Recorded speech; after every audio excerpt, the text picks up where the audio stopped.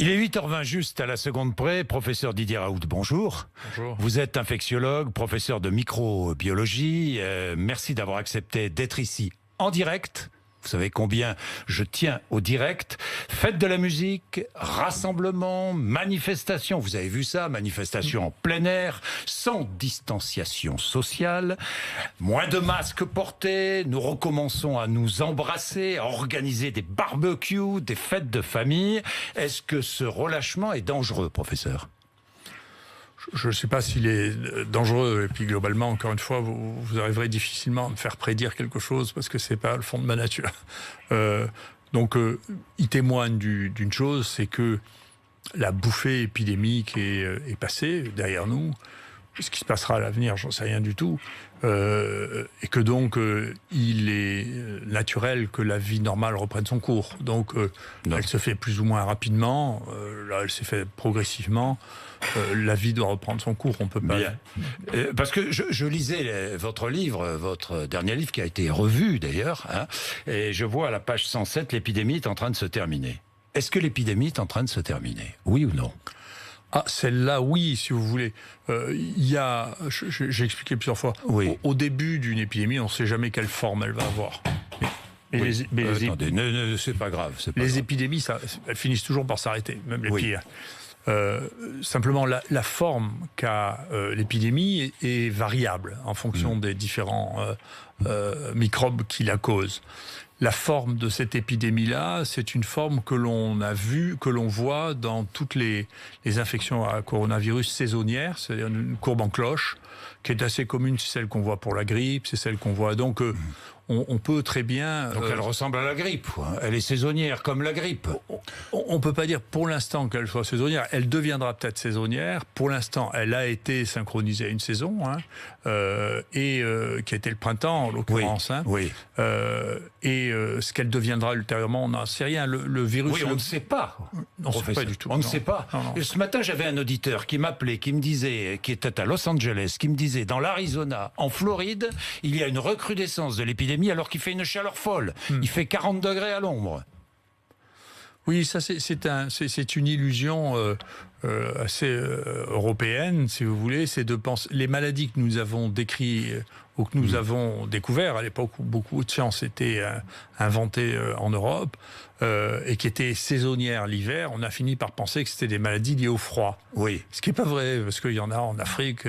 La grippe, il y en a toute l'année en Afrique, et c'est plutôt pendant la saison chaude qu'il y en a le plus. Donc, si vous voulez, le paramètre juste, simple, c'est parce qu'il fait froid qu'il y a le virus de la grippe, est une fantaisie, c'est pas vrai. C'est une fantaisie. Oui, c'est une observation limitée par les Européens de la zone tempérée du nord, de l'hémisphère nord.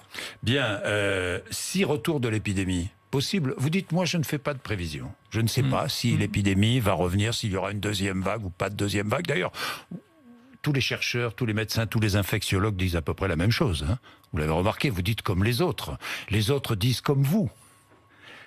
Didier Raoult, si retour de l'épidémie, faudra-t-il reconfiner ?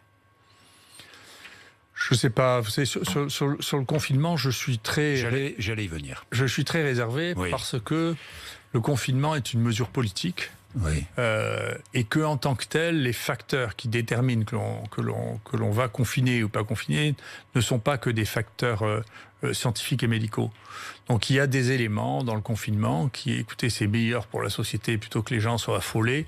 Le lien de causalité, ce que nous on appelle le lien de causalité, la démonstration que le confinement généralisé permet de mieux maîtriser l'infection n'est pas claire. Bon, la question est plus simple, professeur. Est-ce que le confinement a sauvé des vies en France ? C'est possible, je n'en sais rien. Parce que vous ne savez pas. Dedans, moi je rappelle souvent, mais comme je dis en même temps, je peux le répéter, personne ne doit s'en souvenir. Vous savez, le désastre de 40, la panique en 40, en juin 40, a fait que les 2 tiers des Parisiens sont partis sur la route et qu'il y a eu 100 000 morts dans la débâcle. Plus que les 58 000 soldats qui étaient morts jusqu'à ce moment-là. Et donc, la peur panique a des conséquences qui sont dramatiques. Et ça, c'est la gestion du politique de faire qu'il n'y ait pas une peur panique qui saisisse les politiques ont eu peur. Les politiques ont cédé à la peur pendant cette période. Je ne sais pas s'ils ont cédé à la peur ou géré la peur, j'en sais rien. Vous ne savez pas. Je sais Gérer la peur, éclairée par qui? Éclairée par des scientifiques, Didier Raoult. Oui et non, parce que... Non. Non. Ce conseil scientifique n'était pas composé de scientifiques? Si vous voulez, les choses sont parties sur une surréaction au départ chinoise, sur quelque chose dont, si les gens veulent bien regarder les chiffres, être lucides, si vous voulez, 6000 morts en Chine dans l'année, si vous voulez, c'est totalement invisible sur cette population. Donc, si vous voulez, d'un coup, il y a eu une surréaction par rapport à l'épisode épidémique précédent où la Chine avait été accusée de dissimuler le début de l'épidémie du SARS. Et je pense qu'ils ont voulu montrer qu'ils ont effectivement une approche extrêmement méthodique et pragmatique de la gestion des nouvelles épidémies. Ils ont voulu montrer que là, il y avait une énorme épidémie, qu'il avait parfaitement gérée. Donc les choses ont commencé à affoler la planète avant même qu'il y ait de cas en dehors de Chine. Et donc ici, il y a eu effectivement une espèce d'excitation autour de ce domaine-là pour une maladie qui, si on l'analyse paisiblement, et surtout si on la gère correctement, et a une mortalité qui est de même nature que celle des infections virales respiratoires d'été, c'est-à-dire que en Europe, par exemple, il y a 10% des morts qui avaient moins de 65 ans, et donc 90% qui avaient plus, et 50% qui avaient plus de 85 ans. Donc c'est pas quelque chose qui est radicalement différent de ce qu'on avait l'habitude de voir, sauf qu'il n'y a pas eu de mort chez les enfants, quoi. Oui, très peu. Ou très très peu. Didier Raoult, vous avez dit hier, moi je vous ai regardé hier. Je vous remercie. Non, comment l'avez-vous trouvé d'ailleurs cette... C'est intéressant, moi je trouve que c'est... Ce moment à l'Assemblée. Je pense que là, je sais pas, je pense que là, les politiques font leur métier, c'est vraiment leur métier, hein, c'est bien. C'est bien, bon. J'étais un ovni, avez-vous dit dans ce conseil scientifique. C'est vrai, non? C'est vrai, vous étiez un ovni. Hein? Pas de vrais sachants dans ce conseil? Écoutez, vous l'avez dit. Écoutez, moi j'ai mes mesures à moi. Si vous voulez, j'ai un conseil scientifique que j'ai monté. Si vous voulez, c'est pas le même niveau. Ouais, vous êtes d'un autre niveau. Je suis pas à Marseille, vous êtes collectivement d'un autre niveau. D'abord, dans les maladies infectieuses, c'est vrai. On nous le fait payer. Là, j'ai mes collaborateurs qui ont été sanctionnés hier au Conseil national des universités pour ça. Ce que je regrette, c'est pas bien, mais enfin, le temps passera. Une victime. Vous êtes une victime, Didier? Non. Écoutez, quoi qu'il m'arrive, de toute manière, jamais personne ne m'a plaint. Je ne veux pas commencer à mon âge. Hein. Bon, vous n'avez pas commencé à vous plaindre. Non, moi je me plains jamais. Bon. Et les autres ne me plaignent pas non plus, je vous rassure. Mais vous avez dit, si on n'avait pas peur, on aurait eu 2 fois moins de morts. C'est ce que vous avez dit. Si on m'avait écouté, on aurait eu 2 fois moins de morts. Est-ce de la fanfaronnade, ça? Je sais pas si j'ai dit ça. Je crois pas avoir dit ça. C'est rare que j'ai qualifié les choses comme ça. Mais hier, sûrement pas. Non, j'ai bien pas hier. Non, pas hier. Un autre jour. Ouais. Ce qu'on peut mesurer, si vous voulez, dans les éléments qui sont neutres, si vous voulez, qui ne dépendent pas de l'épidémie ou qui ne dépendent pas de choses annexes, on peut mesurer la mortalité chez les gens de moins de 65 ans. Voilà, ça, c'est très très bon marqueur. Oui. Il est clair que chez nous, la mortalité des moins de 65 ans est très en dessous de celle de la moyenne européenne et que dans la France, elle est supérieure à celle de la moyenne européenne. Donc ça doit vous faire poser des questions. Chez vous? À Marseille. À Marseille. Mais à Bordeaux? À Rennes? Alors, à Bordeaux... Mais je ne sais pas, ailleurs en France. Il faut les regarder. Il n'y a pas que Marseille, Paris, Paris, Marseille. Non, mais ce qui était intéressant, c'est nous, on a des données assez précises. Et on avait... Alors, bien sûr, nous, les stratégies thérapeutiques qu'on a mis en place sur le plan du traitement ont été utilisées beaucoup. Sur le plan des tests, malheureusement, les gens n'avaient pas le choix. Hein. Donc, il n'y avait que chez nous qui pouvaient faire des tests. C'est comme ça. Donc, on a cette donnée-là. Après, on a comparé les grandes régions. Donc, la région Île-de-France, il faut que vous soyez lucide. Vous savez, il y a eu plus de morts dans la région Île-de-France que dans toute la Chine, quand même. Hein. Donc, ça doit poser question. C'est beaucoup de morts. Il y a eu dans le Grand Est... Il y a eu beaucoup de morts aussi en Lombardie. Il y a eu beaucoup de morts dans le Grand Est, oui. Mais la structure de la mortalité... Beaucoup de morts à New York aussi. Dans le Grand Est et dans la région parisienne est très différente parce que dans le Grand Est, il n'y a pas de surmortalité par rapport à l'Europe chez les sujets jeunes. alors qu'ici, il y en a. Et que donc ça doit poser une question. D'autre part, nous, on peut comparer quand même la mortalité des gens hospitalisés, on peut comparer la mortalité des gens en réanimation, on peut comparer... Et ça, il y a des différences qui sont significatives. Alors, vous avez dit justement, pour corroborer ce que vous venez de dire, on n'a pas soigné les gens. C'est un choix qui a été fait, effectivement. On n'a pas soigné les gens. C'est-à-dire que vous affirmez que des médecins ont tué des patients, s'ils n'ont pas soigné. Non, gardez vos déductions pour vous-même. Mais ce ne sont pas des déductions. Si, vous faites des déductions. Ce que je vous dis, globalement, quand on dit aux gens, si vous êtes malade, restez à la maison et prenez du Doliprane, on ne soigne pas les gens. Voilà, point final. Après, les déductions... Donc on risque de les tuer. Ils risquent de mourir, en tout cas. Oui, on risque de les tuer, les médecins qui prennent ces décisions. Que les gens meurent ou que vous les tuez, c'est un point différent. Moi, j'assume très bien ce que je fais. Chez moi, les gens que j'ai soignés, il y a 0,5% de mortalité, c'est la plus basse au monde. Vous avez dit aussi, pardon Didier Raoult, vous avez dit aussi, ici à Paris, on comptait les morts, moi je comptais les positifs. Vous l'avez dit. Oui, c'est vrai. C'est vrai ? Mais les statistiques... n'est-ce pas insultant quand même à l'égard des soignants d'Île-de-France, des familles de victimes. Je vous pose franchement, ça a choqué. Vous comprenez que ça a choqué ? Mais vous croyez, alors je vais vous dire, allez-y, ici à Paris, je ne viens pas souvent. Oui, mais ici, tant mieux. À Marseille, je suis extrêmement populaire. Mais je ne savais pas comment les choses soient. Ça n'a rien à voir, ça. Si. Donc vous croyez que les gens... Vous croyez que les gens... C'est pas la popularité qui soigne, Didier Raoult. Non, c'est moi qui soigne. Bon, c'est pas vous non plus qui soignez. Non, vous avez déjà soigné quelqu'un dans votre vie. Moi, je suis pas vous avez sauvé quelqu'un dans votre vie. Non, alors calmez-vous. Non, mais Didier D'accord. Raoult, non, écoutez, calmez-vous. Non, mais donc m'expliquez pas la médecine et m'expliquez pas ce que c'est soigner les gens. Je n'ai fait que soigner les gens. J'ai fait soigner les gens, mais si vous faites pas le diagnostic des gens, vous pouvez pas les soigner. D'accord. Je ne mets pas en doute vos qualités de médecin. Donc, ce que je vous ai dit et ce que je vous répète, et n'en faites pas de déduction foireuse. Je vous ai dit, quand on dit aux gens ne faites pas de diagnostic, restez à la maison et que le message du SAMU... On tue des gens. On ne tue pas des gens. Écoutez, vous allez me le répéter 10 fois, puis je vais me lever et m'en aller. Donc vous écoutez ce que je vous dis, d'accord ? Ce serait une erreur. Non, je m'en fiche de vous. Vous savez, de votre moi aussi. Je m'en fous aussi. Voilà. Donc si on s'en fout, on peut partir tous les deux, je m'en fous. Bon, alors allez-y. Vous l'avez bien compris. Allez-y. Je m'en vais ? Allez-y. De nombreux professeurs de médecine. Allez-y. Ne partez pas, j'ai des questions à vous poser. Non, mais posez-moi des questions intelligentes et arrêtez de me répéter les choses. Alors, est-ce que vous avez tué des gens et tué des gens ? Ça n'est pas intelligent. Ne me dites pas que je ne pose pas de questions intelligentes. Si, je vous le dis. Bon.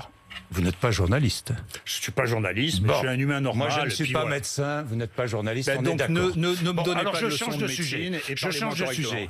De nombreux professeurs de médecine, des femmes, des hommes, médecins, infectiologues, sont-ils achetés par l'industrie pharmaceutique ? Oui ou non ? Non, mais vous posez des questions qui sont trop simples. Je suis désolé. C'est pas acheté. Est-ce qu'ils ont des conflits d'intérêts ? Est-ce qu'il y a des conflits d'intérêts ? Mais c'est évident qu'il y a des conflits d'intérêts.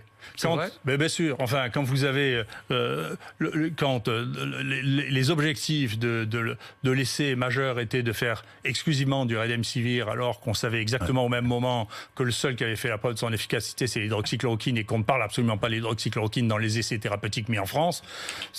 Pourquoi ça ? Parce que c'est un laboratoire, Gilead, qui fabrique, qui propose ce traitement ? Oui, c'est le médicament de Gilead. Ouais. C'est pour ça.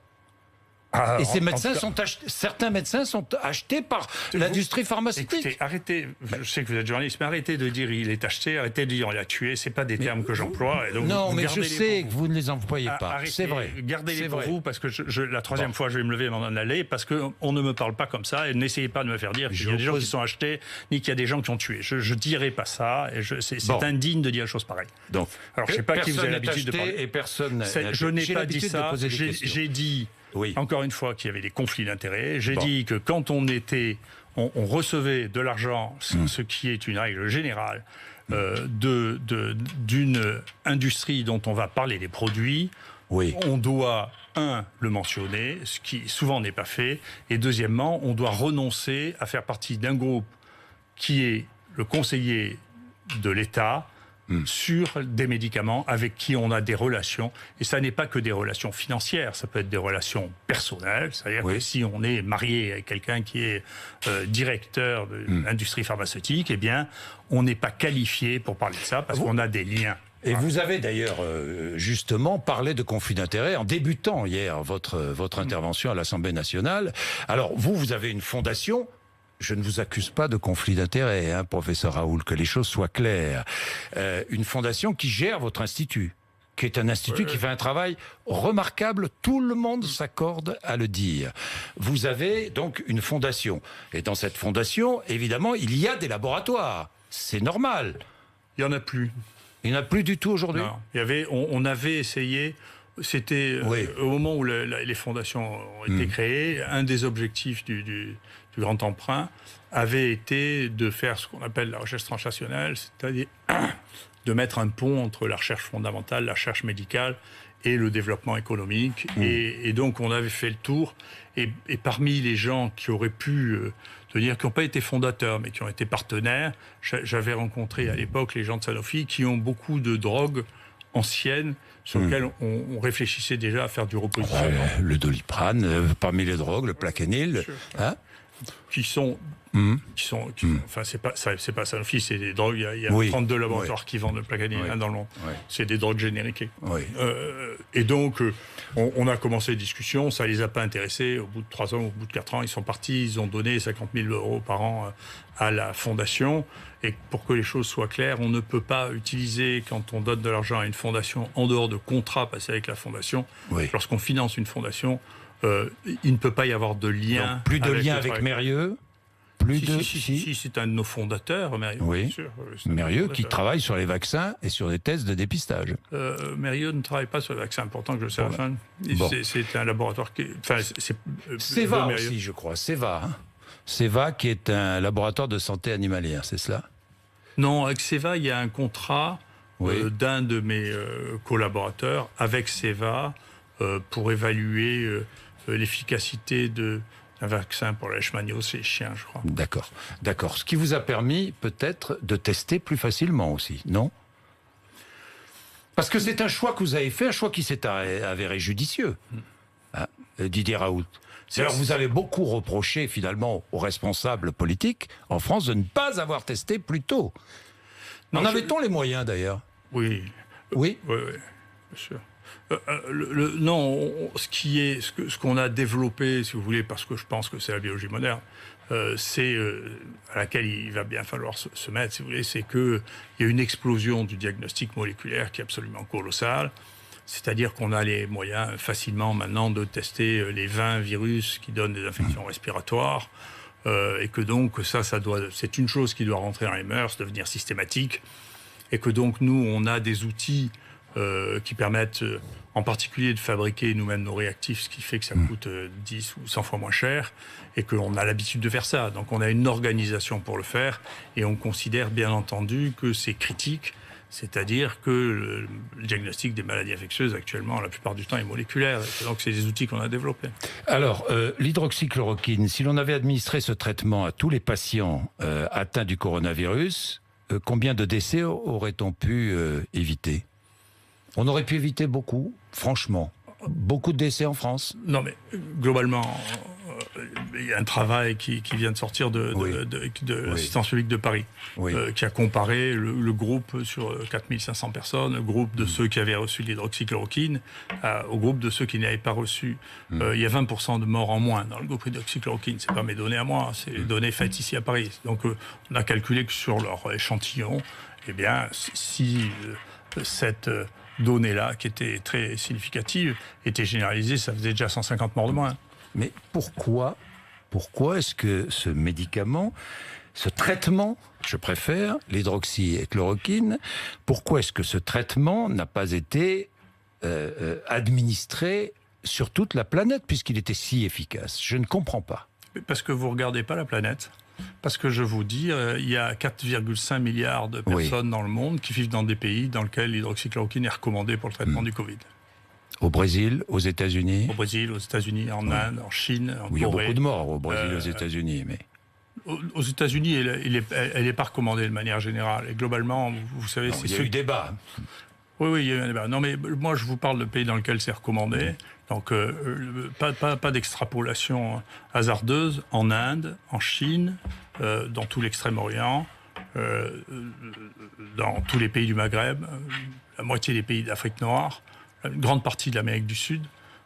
Donc, vous savez, quand vous comptez tout ça, ça fait Donc 4,5 milliards de gens. Oui. Donc c'est pas parce que vous vous focalisez d'abord sur Paris et ensuite sur l'Europe de l'Ouest. C'est pas le centre du monde. Je ne suis pas parisien. C'est pas le centre du monde. Oui. Donc c'est pas parce que. Bien d'accord. Vous n'avez aucun doute sur l'efficacité de ce traitement. Là, je vous le dis, vous n'avez aucun doute sur l'efficacité de ce traitement. Non, mais vous savez, chacun doit rester dans son métier. Oui. Nous, on a détecté massivement les gens, on a fait 5000 diagnostics de Covid, on en a traité 4000, sur les 4000, la publication est online aujourd'hui, sur les 4000, il y en a 3700 qu'on a rapportés, sur les 3700, il y a, je crois, 3200, 3300 qu'on a traités par hydroxychloroquine et azithromycine, et on a une mortalité de 0,5%. Après, vous pensez un peu ce que vous voulez. Non, mais je ne pense rien. Non. Je vous pose une question. Donc, mais moi, ne croyez pas que je pense. La question, moi, je n'ai pas de questions sur les travaux scientifiques des autres. On a décidé de diagnostiquer les gens, de les prendre en charge, de les traiter. Dans les éléments de ce traitement, il y avait l'hydroxychloroquine et l'azithromycine, mais il n'y a pas que ça, il y avait tout le soin. Les conditions de diagnostic qui avaient été données après peut-être l'opinion du conseil scientifique, je n'en sais rien, étaient des conditions diagnostiques qui ne s'appliquaient pas à cette maladie, parce que cette maladie, personne ne la connaissait quand on a commencé à faire des recommandations. Est-ce qu'on la connaît d'ailleurs vraiment encore bien? Moi, oui. Vous la connaissez bien? Oui. Vous la maîtrisez, là? La maîtrisez. Vous la connaissez bien? En tout cas, mieux que les autres. Oui. Mieux que les autres? Ah oui. Mais vous faites tout mieux que les autres ou pas? Non, mais écoutez, qu'est-ce que vous voulez que je vous dise?